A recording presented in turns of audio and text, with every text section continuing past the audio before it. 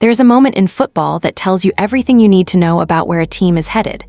It does not happen on a Sunday with 70,000 people screaming in the stands. It does not happen under the bright lights of a nationally televised game. It happens on a quiet Tuesday afternoon at a practice facility in Berea, Ohio, when a quarterback delivers a perfect football to a first-round wide receiver with nobody within 10 yards of him, and the ball hits the turf. That moment happened. Multiple reporters standing on that sideline confirmed it. And what makes it so significant is not just the drop itself. It is what that drop is sitting on top of. A quarterback competition that just shifted in a direction nobody saw coming. Before moving further, we are pushing for 1,000 subscriber here at NFL Update. If you are enjoying our video, our Brown and Shedeur Sanders coverage, hit that subscribe button and be part of Journey. Let's build this community together. A national NFL voice who walked onto a major platform and basically told Cleveland they have no choice but to face what is happening on that field. And a head coach who has already made his decision privately, but has not breathed a word of it to the outside world yet. Drop a football emoji in the comments right now if you have been following this Browns quarterback situation, because what you are about to hear is going to completely change how you see this roster heading into Saturday. Picture this exactly as it happened.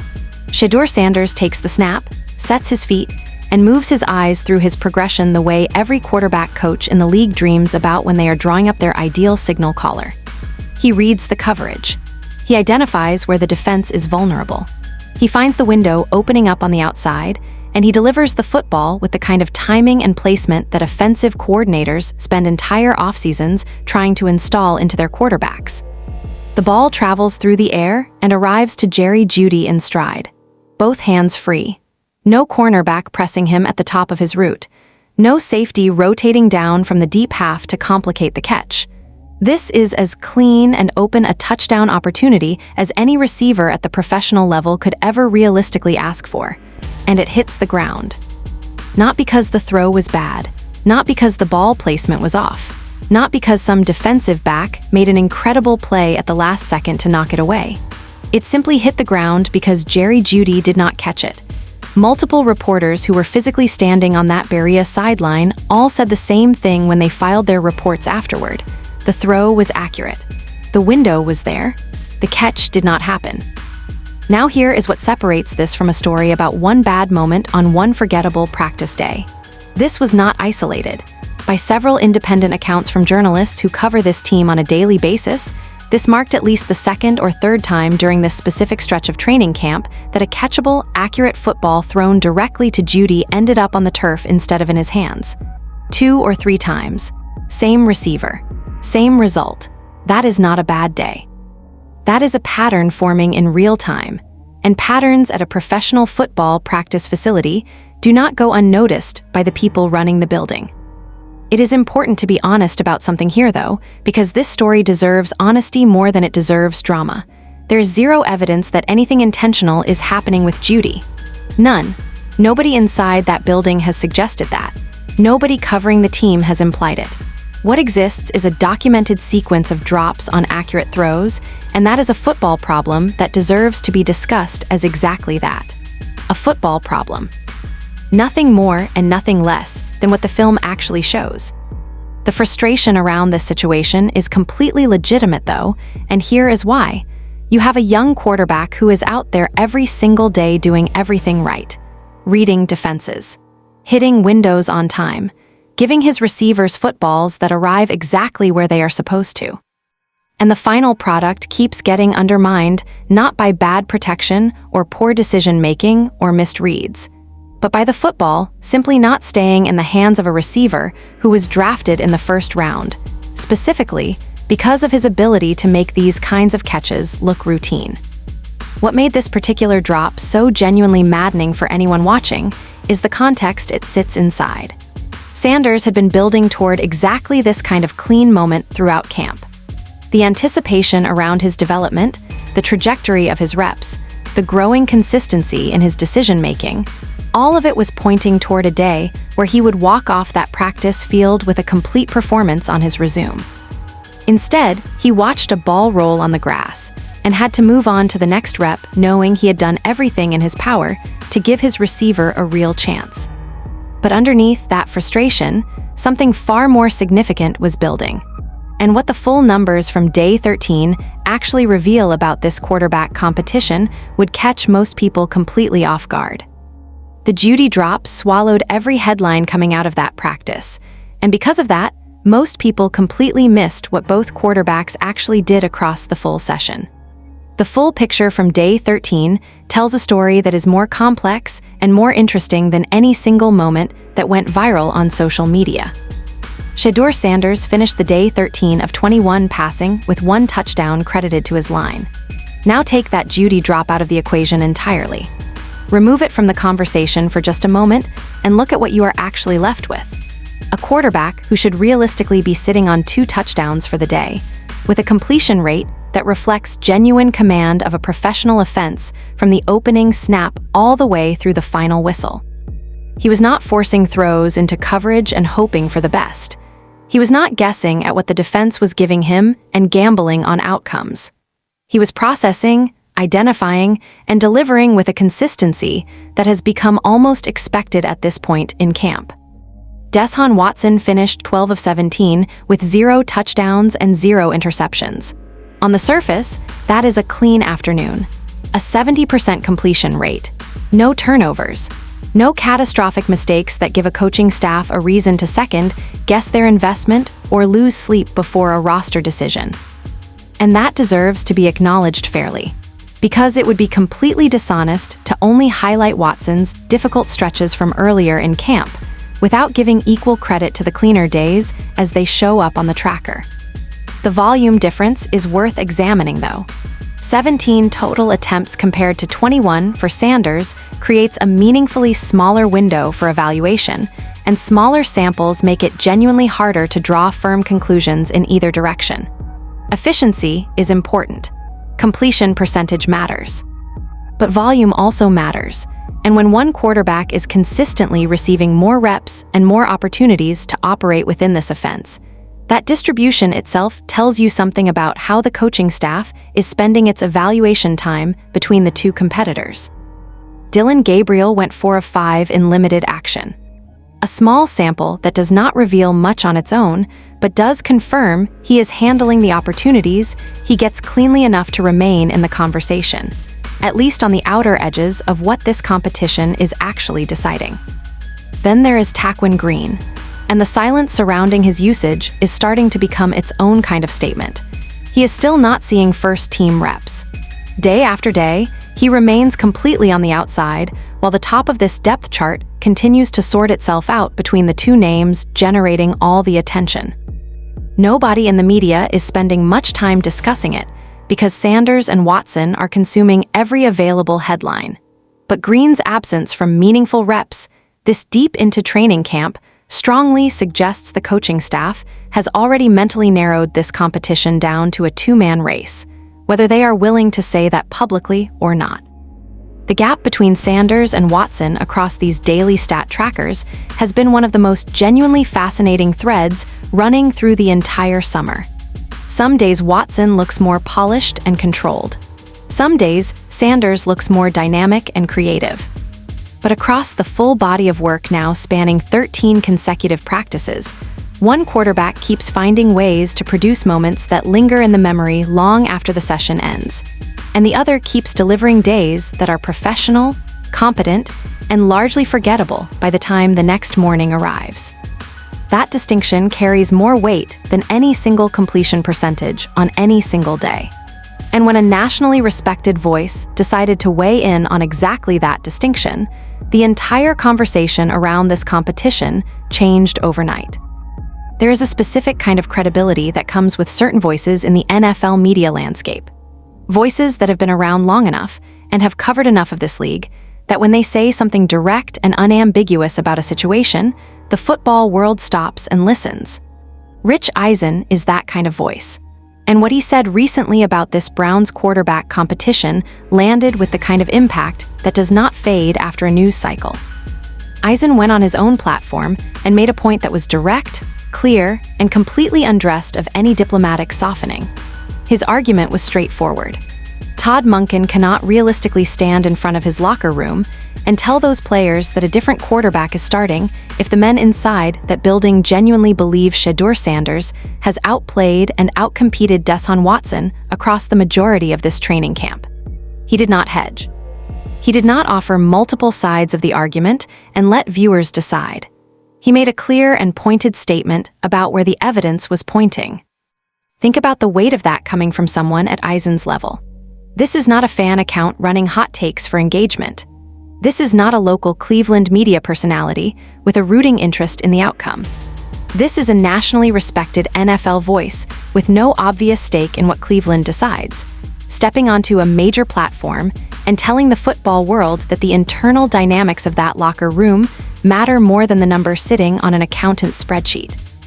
Eisen went further than just making the general point, though. He drew a direct and deliberate comparison to what happened with Russell Wilson in Denver. A franchise quarterback, a future Hall of Fame resume built over more than a decade in the league. A contract that guaranteed him an almost incomprehensible amount of money for years into the future. And the Broncos still moved on from him entirely because the performance on the field stopped justifying the investment on paper. That comparison was not subtle. Eisen was not being ambiguous about the parallel. He was drawing between Denver's situation and what Cleveland is currently navigating. If the Denver Broncos could look at Russell Wilson's contract, fully acknowledge the financial consequences of moving on, and still make the football decision to go in a different direction because the evidence on the field demanded it, then the Cleveland Browns can absolutely do the same thing with Watson if what is happening between the lines points clearly enough towards Sanders being the better option right now. What makes this particular moment so significant for anyone who has been following this competition closely is that it validates something a large portion of the Browns fan base has been saying for weeks. The eye test matters. The daily reps matter. The way a quarterback commands a huddle and responds in crucial moments matters. And no amount of guaranteed contract money should override what is genuinely visible on the field. If the coaching staff and the players sharing that locker room can see the difference with their own eyes every single day. There's a psychological dimension to locker room dynamics that outside observers tend to underestimate. Players talk to each other. They watch film together. They observe who is earning their reps and who is operating on the credit of a past reputation. If the majority of that roster has formed a genuine belief that one quarterback has been better throughout this camp, and the coaching staff makes a decision that contradicts that belief purely because of financial obligation, the result is a fracture. A crack in the trust between the decision makers and the men responsible for executing on Sundays. Eisen understands that reality completely. And what was happening across the rest of that receiver room was telling a story that had nothing to do with dropped passes or contract numbers. Everyone has been so locked onto the Jeudy situation that an entirely separate and genuinely exciting story has been developing quietly across the rest of this receiving core, and it has gone almost completely unreported in the noise surrounding the drop touchdown. This might honestly be the most underrated storyline of the entire training camp, and it deserves real attention. Start with Isaiah Bond. This is a young receiver who has been consistently turning heads throughout camp, and Day 13 gave everyone watching another clear example of exactly why the buzz around him keeps building.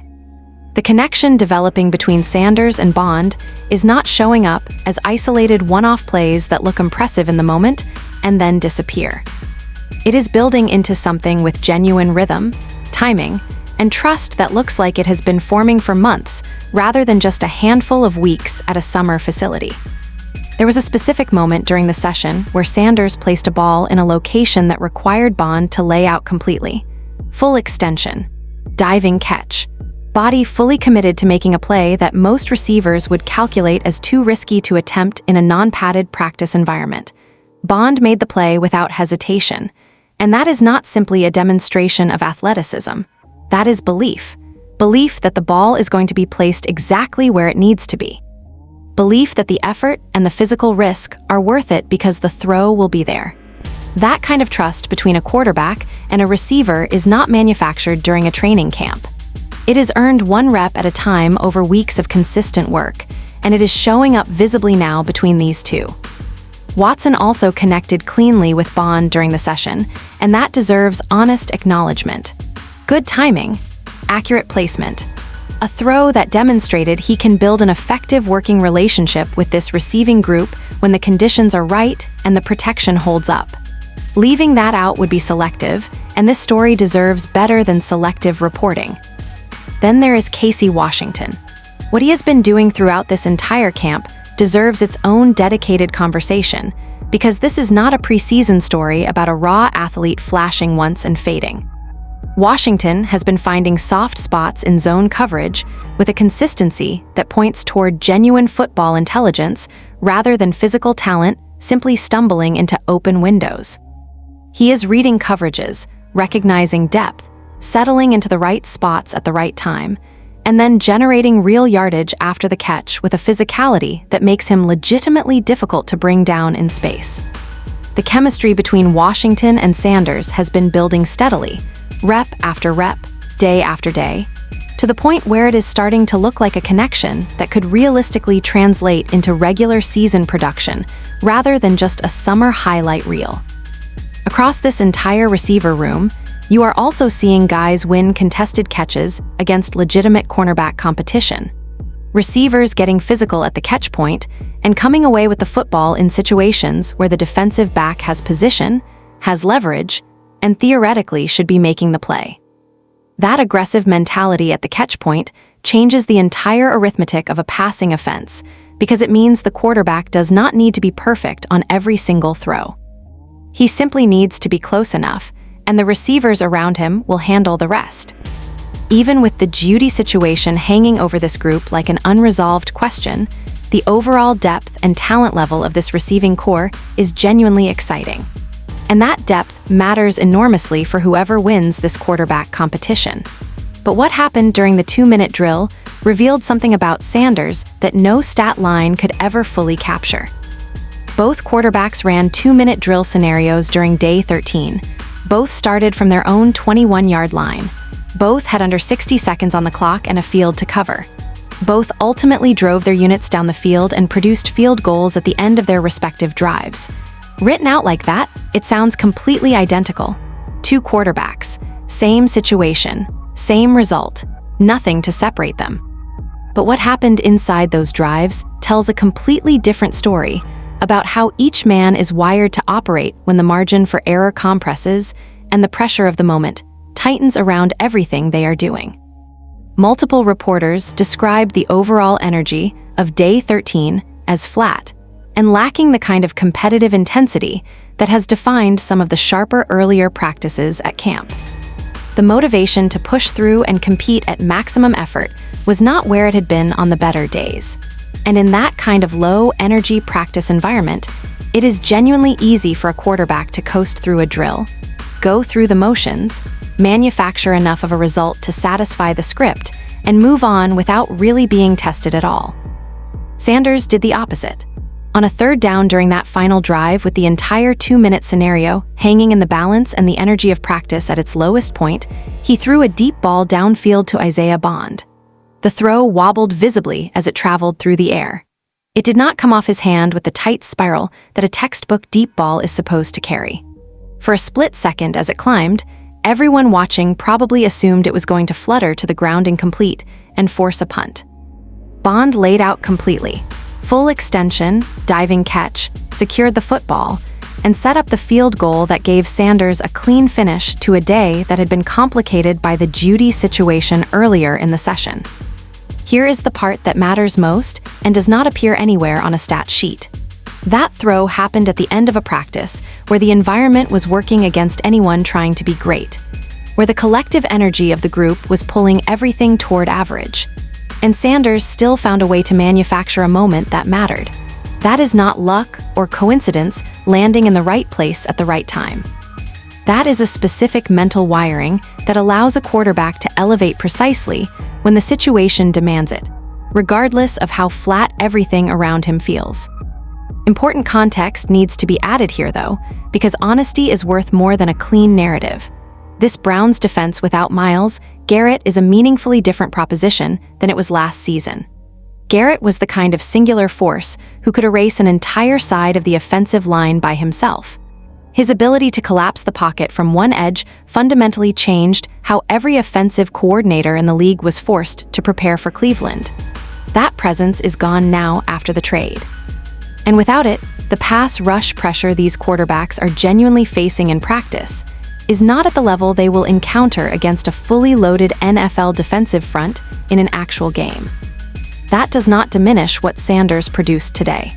But it does mean expectations heading into Saturday need to be grounded in reality, because the Chicago defensive line has no familiarity with his pocket tendencies, no reason to hold back, and every reason to come after him with everything they have. Watson's 2-minute drive was efficient, controlled, and professional. He moved the chains, avoided mistakes, and produced the identical end result. That steady, managed style of football has genuine value in late-game situations. But steady and managed has never been the same thing as electric. And that difference is exactly what this competition has been measuring since the very first day of camp. The person doing the measuring finally tipped his hand about what he had found. Context matters in football evaluation more than almost anything else. And the context surrounding this quarterback competition has one significant variable that does not get discussed nearly enough when people are breaking down these daily practice performances and drawing conclusions from them. Myles Garrett is not on this roster anymore, and the absence of a player at that level changes the entire calculus of what these quarterbacks are being evaluated against every single day at Berea. Garrett was not simply a very good defensive end who produced impressive individual statistics. He was a genuinely rare kind of football force, the type of player that entire offensive game plans are built around neutralizing.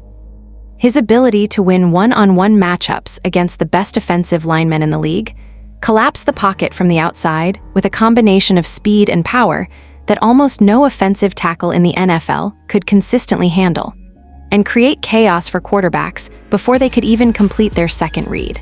All of that was a defining feature of what the Browns' defense was capable of when this roster was assembled differently. That singular presence is gone now after the trade. And what that means practically for anyone evaluating Sanders and Watson against the current defensive competition in practice is that the pass rush they are operating against is not the same quality of pressure they will face when the preseason game kicks off and a real opponent lines up across from them. This is not an argument that the quarterbacks are not being tested at all.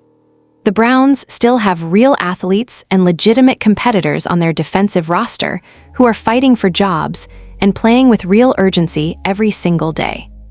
But there is a measurable difference between preparing against a defense that includes a generational edge rusher who changes the geometry of every passing play he is involved in, and preparing against a defense that is working to rebuild its identity and find its next identity after losing that player.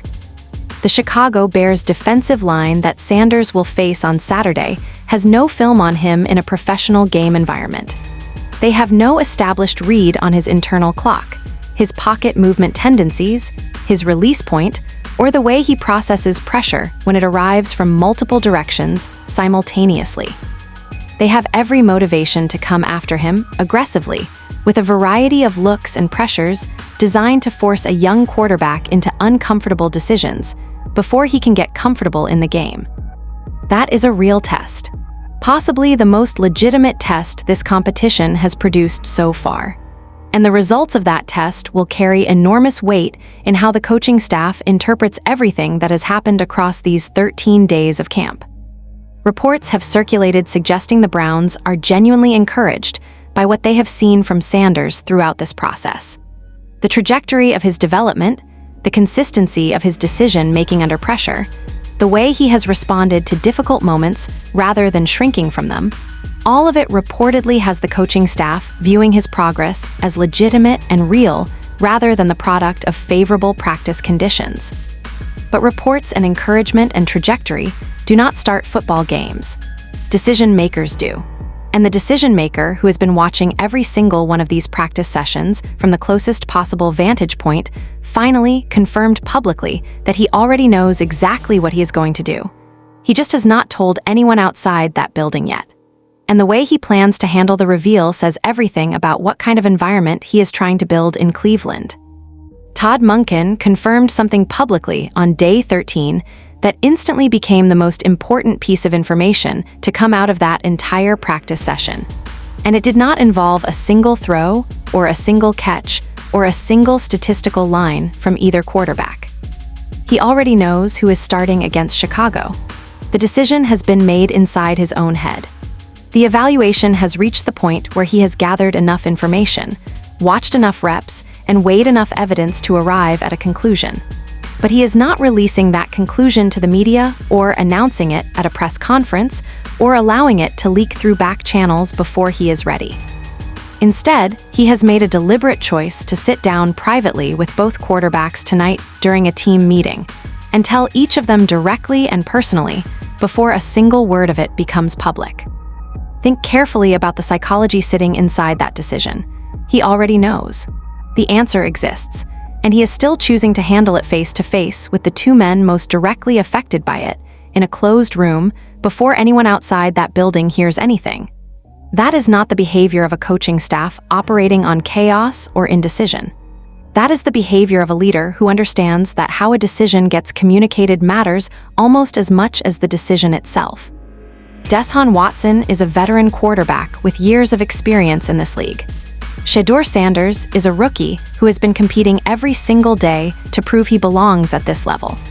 Both of those men deserve to hear the outcome of this evaluation from the person running the offense directly, privately, and respectfully before it becomes a media headline. Monken apparently understands that completely. The locker room culture implications of this approach are significant. Players throughout that roster are watching how this situation gets handled. They are observing whether the coaching staff operates with integrity and directness when the moments are difficult, or whether it manages information in ways that feel political and dishonest. The way Monken is choosing to navigate this announcement sends a clear signal to everyone in that building about what kind of standards this organization intends to hold itself to going forward. Speculation around who Monken has chosen has been running at full speed across every platform covering this team. Fans who have watched every available practice report, tracked every statistical tracker, and absorbed every word from every reporter covering this competition have largely arrived at a conclusion of their own based on the accumulated weight of evidence across 13 days of training camp. The trajectory of Sanders' performances, the pattern in the reps distribution, the national voices adding their assessments, the receiver connections developing in real time. All of it points in a direction that has become increasingly difficult to argue against from the outside. But speculation is still speculation until a name gets confirmed. And Monken has been disciplined enough throughout this entire process to avoid giving anything definitive away before he is completely ready to make it official. What is known for certain is that both quarterbacks will hear the news tonight. And whatever that news turns out to be, Saturday against Chicago immediately becomes the most revealing game on the entire Browns preseason schedule. Because a coaching staff decision made in a practice facility bubble, surrounded by controlled conditions and familiar competition, is one thing entirely. What happens when the pads are on, the crowd is real, the opponent is prepared, and the lights are fully on is something else altogether. And that is where this entire summer of evaluation gets its first genuine answer. Everything that has happened across 13 days of training camp, every completion percentage, and every dropped pass, and every national media take, and every whispered locker room conversation, all of it has been building toward a single point on the calendar. Saturday against the Chicago Bears is not just a preseason game. It is the first real examination of everything this quarterback competition has been claiming to produce. Preseason football carries a specific kind of pressure that is genuinely different from what training camp practices can manufacture, no matter how competitive the environment gets. The opponent is real. The preparation is real. The defensive schemes are designed by actual NFL coaching staffs who have watched available film and built specific plans around exploiting whatever vulnerabilities they can identify. The physical consequences of every decision are immediate and real in a way that a non-contact practice simply cannot replicate. For Shedeur Sanders, Saturday represents an opportunity to take everything that has impressed reporters, coaches, and observers throughout camp and translate it into something that lives permanently on game film. Camp performances fade. Impressions accumulated through daily practice reports get revised and reconsidered and second-guessed as time passes, but game film does not go away. A strong performance against a real NFL defensive front on actual game tape becomes a permanent piece of evidence that cannot be explained away or dismissed as a product of favorable practice conditions. The concerns that do exist around Sanders heading into this game are real and worth acknowledging honestly. The 2-minute drill throw that wobbled on its way to Bond was productive in terms of outcome, but raised a small question about ball flight consistency under pressure. The Bears' defensive line will not give him the kind of clean, relatively comfortable pocket he has operated from throughout much of camp. And the mental adjustment from a practice environment where the stakes feel managed to a genuine game environment where every decision has an immediate consequence is something that every young quarterback has to navigate for the first time at some point. For Deshaun Watson, Saturday carries a different but equally significant kind of weight. His performances throughout camp have been professional and largely clean, but have struggled to generate the kind of moments that shift a narrative or change a conversation.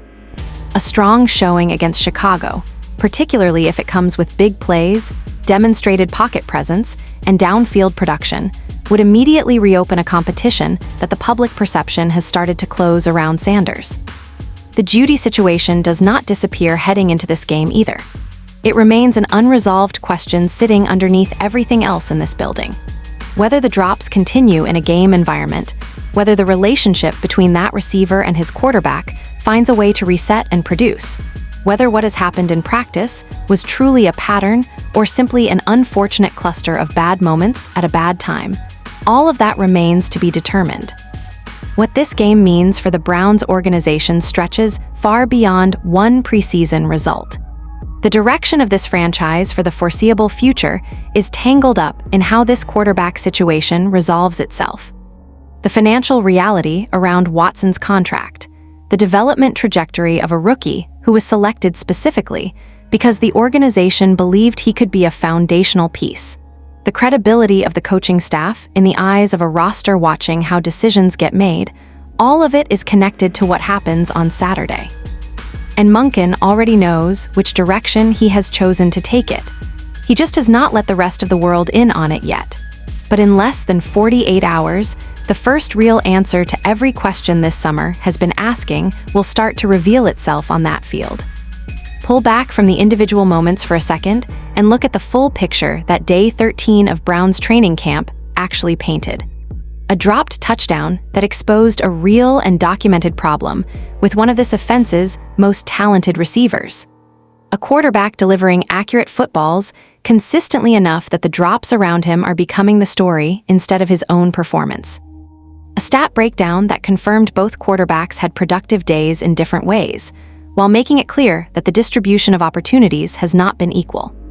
A national voice stepping in to frame the entire conversation around what a coaching staff owes its locker room when the evidence on the field points in a clear direction.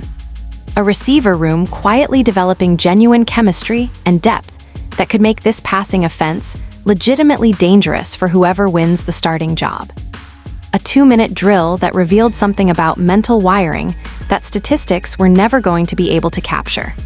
And a head coach who has made his decision privately and is choosing to handle the reveal with the kind of directness and respect that actually builds winning cultures. What Saturday against Chicago ultimately tells us is something none of this summer has been able to definitively answer yet. Whether what has been happening in practice translates when the environment is real, the opponent is prepared, and every single decision has a consequence that the stat sheet will record permanently. The evaluation period is ending. The answers are starting, and the Browns quarterback conversation is only going to get louder from here.